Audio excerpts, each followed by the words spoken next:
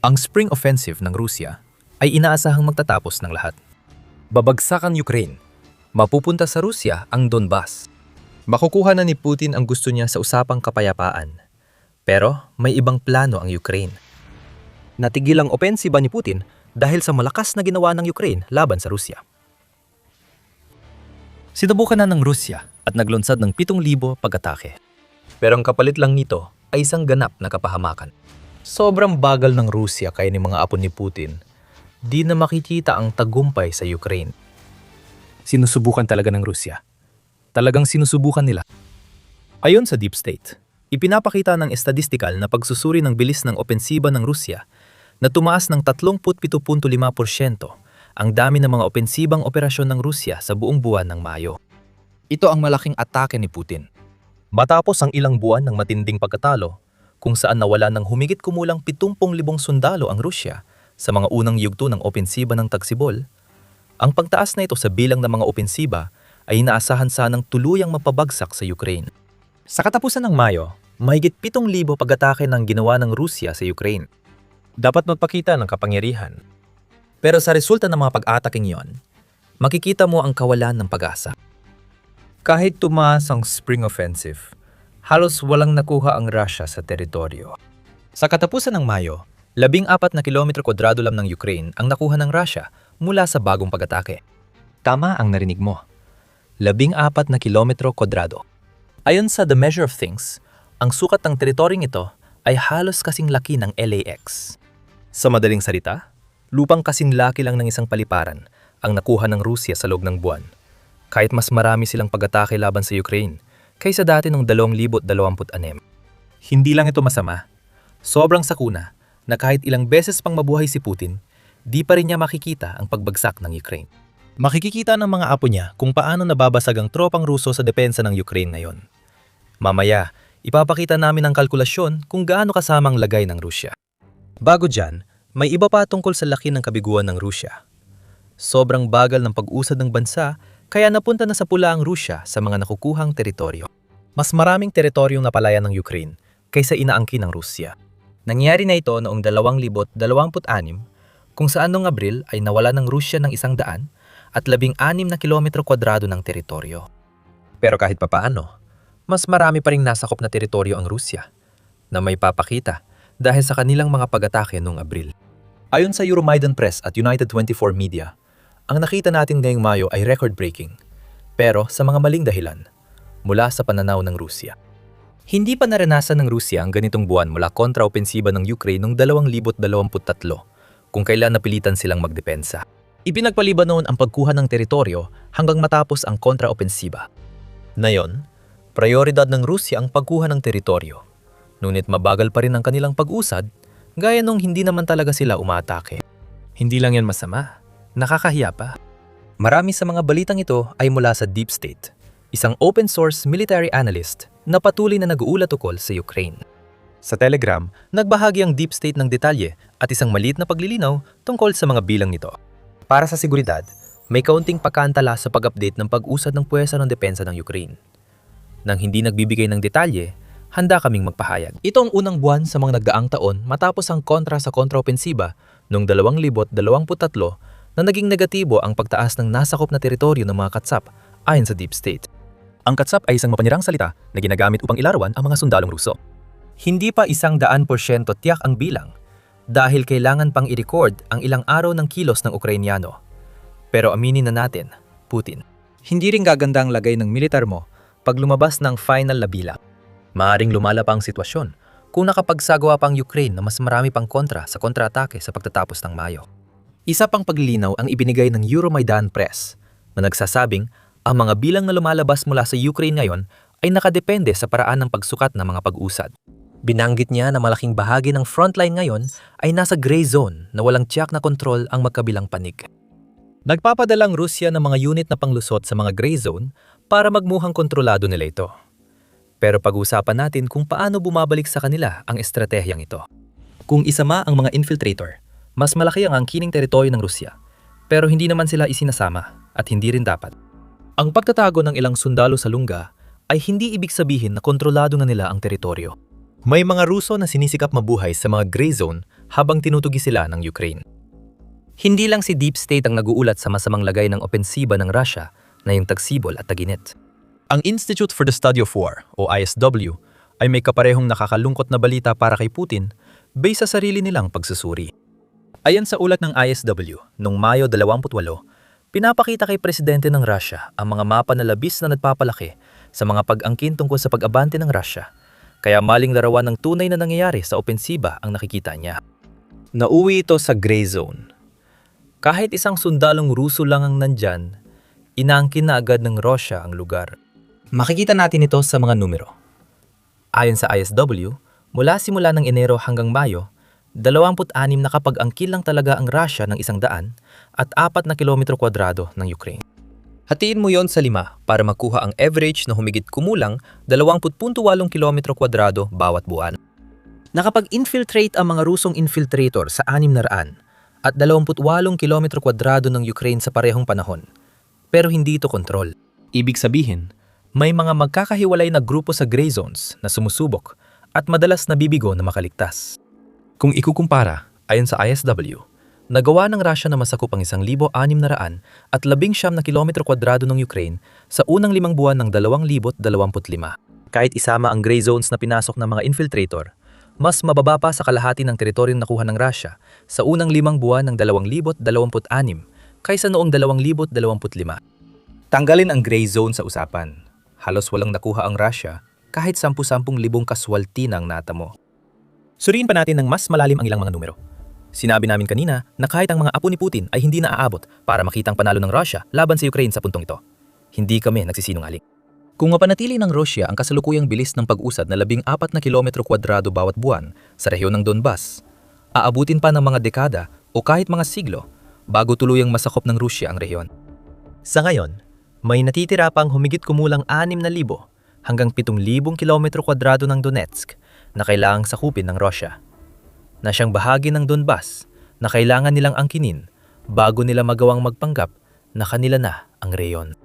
Ang Spring Offensive ay pangunahing nakatuon sa rehiyong ito at ang mahigit 7,000 na pag-atake na inilunsad ng Russia noong Mayo ay halos walang naging epekto. Karamihan ay dahil ang mga tauhan ni Putin ay sumasalpok sa matitibay na depensa na itinayo ng Ukraine sa hanay ng mga pinatibay na lungsod sa Donetsk. Kung paghahatian sa gitna, masasabi nating may natitira pang 6,000 at 500 kilometro kwadrado ng Donetsk na kailangang sakupin ng Russia. Sa bilis ng kanilang pagsulong, aabutin ng 464 na buwan bago masakop ng Russia ang Donetsk. Katumbas ito ng halos 38.7 taon kung ipalalagay na bawat teritoryong makukuha ng Russia ay nasa Donetsk. Sige, patay na si Putin pagdating ng panahong yon. Pero ang mga apo niya at marahil pati na rin ang mga anak niya ay mabubuhay pa para masaksihan ang pagbagsak ng isang maliit na rehiyon ng Ukraine. Padalalain pa natin ang sitwasyon kay Putin. Sa ngayon, hawak ng Russia ang 20% ng Ukraine ayon sa Reuters. Malaki ang Ukraine. Para makuha lahat, dapat sakupin ng Russia ang 600 at 3,500 at 50 kilometro kwadrado ng teritoryo. Natitira pa silang 80% ng teritoryo o 482,800 at 4 na kilometro kwadrado na kailangang sakupin. Hindi na maganda ito para sa angka ni Putin. Kung hahatiin niyon sa 14 square kilometer bawat buwan, lalabas na 34,488.6 na buwan pa ang kailangan ng Russia para masakop ang buong Ukraine. Iyan ay katumbas ng 2,874 na taon. Kung ano man ang nagmula sa lahi ni Putin sa panahong yon, baka hindi na nila alam na kamag-anak pa sila ni Putin. Mas malamang pang maranasan natin ang heat death ng universo kaysa makita ang tagumpay ng Russia sa Ukraine na hinahangad ni Putin. Nagbibiro lang ako. Ang giyera sa Ukraine ay pabago-bago at ang 14 na kilometro kwadrado noong Mayo ay hindi nangangahulugang yun lang ang makukuha ng Russia kada buwan. May mga buwan na mas marami silang makukuha at gaya ng sa Ukraine ngayong 2026, may mga panahong matatalo rin ang Russia sa labanan ng teritoryo. Bagamat isa sa pinakamalalakas na militar ang Russia, ginugo nila ang Mayo sa pag-atake ng mahigit 7,000 beses at nagsakripisyo ng humigit kumulang 1,000 at 500 sundalo kada araw. Pagsapit ng katapusan ng Mayo para lamang makuha ang lupa para sa isang paliparan. Napahiya si Putin. Kitang-kita ng lahat ang kahihiyan ng Russia dahil bumabagsak ang frontline ni Putin. Dito papasok ang tanong, paano ito nangyari? Ang dating superpower na militar ay naging parang mumunting isda At ang kwento kung paano 14 na kilometro kwadrado lang ang nakuha ng Russia noong Mayo ay nagpapakita ng kapalpakan ng Russia at lakas ng depensa ng Ukraine. Pag-uusapan natin pareho. Bago simulan, paalala. Pinapanood mo ang The Military Show. Kung nagustuhan mo, huwag kalimutang mag-subscribe. Nagpo-post kami ng mga araw-araw na video tungkol sa digmaan sa Ukraine, pati na rin sa iba pang mga kaganapan sa militar sa buong mundo. Una, mga taktikal na pagkakamali ng Rusya. Nabanggit na namin ang taktika ng Rusya. Noong 2025, simple lang ang kanilang estratehiya. Sa halip na maglunsad ng malalaking mekanisadong pag-atake na naging katangian ng unang mga taon ng digmaan, mas pinipili na ngayon ng Rusya na magpadala ng malilit na unit, kadalasan ay may 2 lang na sundalo, papasok sa mga gray zone. Simple lang ginagawa nila. Maganap ng matataguan at maghintay ng suporta. Ginagamit ng Rusya ang mga infiltrator para magmukhang mas malaki ang kanilang bilang at pag-usad kaysa sa totoong nangyayari. Ayon sa New Voice of Ukraine noong Mayo 3, may naniniwalang mas mapanganib ito para sa Ukraine. Tiyak na mas tahimik ito. Hindi na basta-basta isinusubo ang mga sundalo sa gilingan ng karne tulad ng dati. Dahil gumagalaw na ngayon ang mga sundalo ng Rusya sa ilalim ng dilim at minimal lang ang paggamit ng radyo. Tinatangkang nilang makalusot sa lambat kaysa sirain ito. Malaking dahilan kung bakit kaunti lang ang totoong teritoryong nakukuha ng Rusya ay dahil sa ganitong estratehiya ng paglusot. Ayon sa United, 24 media ang estratehiyang paglusot sa 2025 ay magiging epektibo dahil hindi handa ang Ukraine. Sumulong ang Rusya gamit ang maliit na unit bago sinundan ng mas malalaking pag-atake buong taon. Hindi na ito nangyayari sa 2026. Alam na ng Ukraine ang kilos ng Rusya. Kaya bihira nang makarating sa target ang ilang infiltrator na ipinapadala ng Rusya dahil agad silang pinapatumba ng mga drone ng Ukraine. Bihira ring magtagal ang mga nakakarating sa destinasyon dahil inahabol sila ng mas maraming drone at team sa lupa. Ipinapahiwatig niyan ang papel ng Ukraine sa pagkabigo ng Rusya. Samahan niyo kami para sa iba pang detalye. Dati, matalino ang estratehiya ng Rusya. Pero ngayon, parang lubid na ito sa leeg ni Putin. Ang mga infiltrator ay umiikot lang sa gray zone bago mamatay at hindi talaga nakakakuha ng teritoryo. Para makagawa ng tunay na taktika na pag-usad ng Rusya sa Ukraine, kailangan ito ng ilang elemento ng mekanisasyon para suportahan ang kanilang estratehiya ng infiltrasyon. Isa na namang problema ito kay Putin dahil kulang ang Rusya sa kailangan para palakasin ang pag-atake.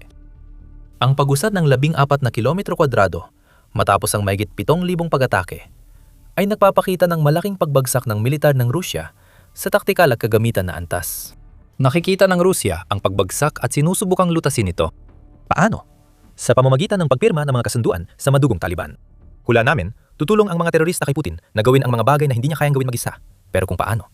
Inaasahan ng Rusya na palalakasin ng Taliban ang kanilang mga pag-atake sa Ukraine ay hindi rin natin alam. May palatandaan na may plano ang Rusya. Ayon sa United 24 Media, nag-aalok ang Rusya na ayusin ang Soviet era na kagamitan ng Taliban. Ito ang mga gamit na nakuha ng Taliban nung lumaban sila sa Unyong Soviet dekada nang nakalipas. Ngayon, nag-aalok ang Rusya na ayusin ito. At ang dahilan ay tila upang maglatag ng maliit na linya ng supply ng armas na maaring bumalik papuntang Rusya. Kung ganon, hindi rin ganong makakakuha ang Rusya. Ang gamit ng Taliban ay pawang luma tulad ng T-55, T-62 na tangke at ilang lumang helicopter. Ang mga ganong gamit ay madaling target ng mga drone ng Ukraine. Hindi ito matutulungan ng Russia na gawing mas epektibo ang kanilang pag-atake. Kahit mapunta sa Ukraine ang tangke ng Taliban, posibleng hindi rin ito gamitin ng sundalong Russian. Sa isang ulat noong Abril 28, sinabi ng Gwara Media, isang outlet na nakabase sa rehiyon ng Kharkiv sa Ukraine, na aktibong tumatanggi ang mga unit ng Russia sa rehiyon na magsagawa ng mga mekanisadong pag-atake. Natatakot sila at dapat lang naman. Ang pagmamaneho ng tangke o armored vehicle ay ginagawang mas malaking target para sa mga drone ng Ukraine. Kaya hindi na dumarating ang suporta sa mga sumasalakay, kahit available ito. Isa pang dahilan ng mababang performance ng Russia ngayong Mayo ay ang lakas tao.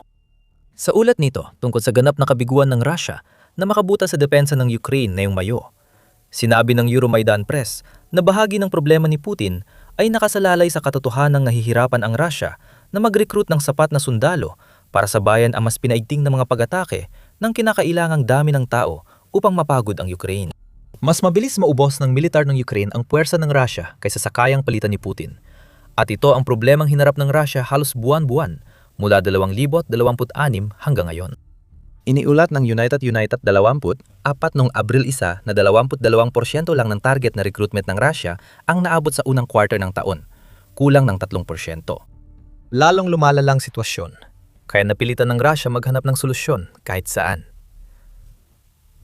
Nag-hire na sila ng dayuhang bayarang sundalo dahil maraming Ruso ang ayaw ng lumaban sa Ukraine. Napagtanto nilang one-way lang ang kontrata roon. Sabi ng Radio Free Europe, Radio Liberty, niloloko na ng militar ng Russia ang mga lasing sa kalsada para pumirma ng kontrata. Nagigising ang mga lasing na may matinding sakit ng ulo. Nagtatanong kung bakit sila nasa Military Recruitment Office at naghihintay ng transport papuntang barracks. Lumalala ang mga numero ng Russia.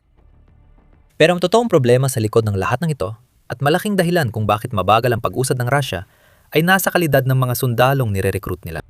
Kinukuha ng Russia ang pinakabasurang natitira. Ayon sa mga ulat ni Dargan, may ilang mga recruit na binibigyan lang ng 2 linggo o mas mababa pang pagsasanay bago sila ipadala sa harap ng labanan. Hindi sapat yon para gawin ang kahit ano maliban sa umabante at umasa na hindi ka mapasabog ng drone. Wala sa mga recruit na ito ang magkakaroon ng sapat na kaalaman tungkol sa pagkuha o pagpapanatili ng isang posisyon. Kailangan lang ng Ukraine na ipagpatuloy ang laban at makikita mo ang resulta ngayong Mayo. 7,000 pag-atake ng mga halos di mahihiwalay sa civilian laban sa bihasang militar ng Ukraine. Isa lang ang kalalabasan niyan. At ngayon lang ito nadiskubre ng Russia. Balik tayo sa Ukraine. Ang dahilan kung bakit nahihirapan ng Russia na punan ang kanilang mga hanay ay dahil pinapatay sila ng Ukraine sa napakabilis na paraan. Nabanggitan natin yan. Ang 70,000 kaswalti sa 2 buwan ay malaking dagok sa Russia at nagpapakita ng bisa ng tugon ng Ukraine sa estratehiya ng Russia. Tungkol sa paraan ng Ukraine, nasa mga kill zone ang sagot na lalo pang lumalaki. Ibig sabihin, mas delikado na ngayon ang mga gray zone na dating taguan ng mga sundalong Ruso para suportahan ang pinalalaking pahayag ng kanilang bansa. Ang mga FPV drone ng Ukraine ay dati nang nakakapatay. Ngayon, mas malayo na ang naabot ng mga ito kasabay ng kanilang pagiging epektibo. Ayon sa ulat ng Forbes noong Hunyo 2, may FPV drone na ang Ukraine na kayang tamaan ng mga target. 102 kilometro mula sa frontline. Isipin mo kung anong ibig sabihin nito para sa mga infiltrator ng Russia. Ngayon, maaring magpadala ang Ukraine ng mga drone para habulin ang mga tao at tangke sa malalalim na bahagi ng gray zones na hindi na kailangan ng mothership para gawin ito. Maaring agad mapigilan ang anumang palatandaan ng mekanisadong pag-atake. Hindi na makakalapit ang mga tangke at armored vehicles, kaya mas may oras ang Ukraine para habulin ang maliliit na unit ng sundalo ng Russia sa gray zones. Habang umuunlad ang teknolohiya ng FPV drone, gumagamit din ang Ukraine ng bagong mid-range drones para salakayin ng Russia sa likuran. Winawasak ng mga drone na ito ang mga command post. Ibig sabihin, ang kakaunting komunikasyon sa harapan ay tuluyan ng nawawala. Ang bagong drone ng Ukraine ay tumatarget sa air defense. Nagbibigay ng mas maraming tsansa sa pag-atake at sinisira ang mga ruta ng supply at infrastruktura sa likod. Lahat ng ito ay tungkol sa pagtumba sa mga suportang estruktura na pinagbabatayan ng mga pag-atake sa harapan.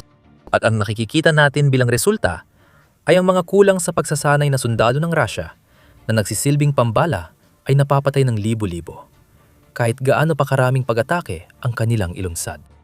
Hindi agad aminin ni Putin na bumagsak na ang opensiba ng Russia.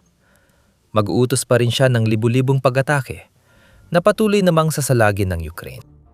Sa totoo lang, natapos na ang opensiba ng Russia bago pa ito nagsimula. Nakakahiya ang 14 kilometrong parisukat na teritoryong nakuha nitong Mayo. Isang malaking kapalpakan ito para kay Putin. At kahihiyan na nagpapahiwatig na tatagal pa ang digmaan sa Ukraine, kahit wala na siya at ang kanyang mga inapo. Lahat ito ay nangyayari habang patuloy na inaatake ng Ukraine ang Russia. Ang natitirang bagay na meron pa rin ng Russia ay ang kakayahan nito magsagawa ng mga long-range na pag-atake. Pareho silang marunong sa larong yan. Matapos salakayan ng Russia ang Kyiv, tumugon ng Ukraine sa pamamagitan ng mapanirang mga pag-atake sa kaibuturan ng Russia. Alamin kung bakit nangangahulugan ito na maaring umaabot na sa pinaka-critical na antas ang digmaan sa Ukraine sa pamamagitan ng panonood ng aming video. Kung nagustuhan mo ang video, mag-subscribe sa The Military Show para updated ka sa uploads namin. Salamat sa panonood.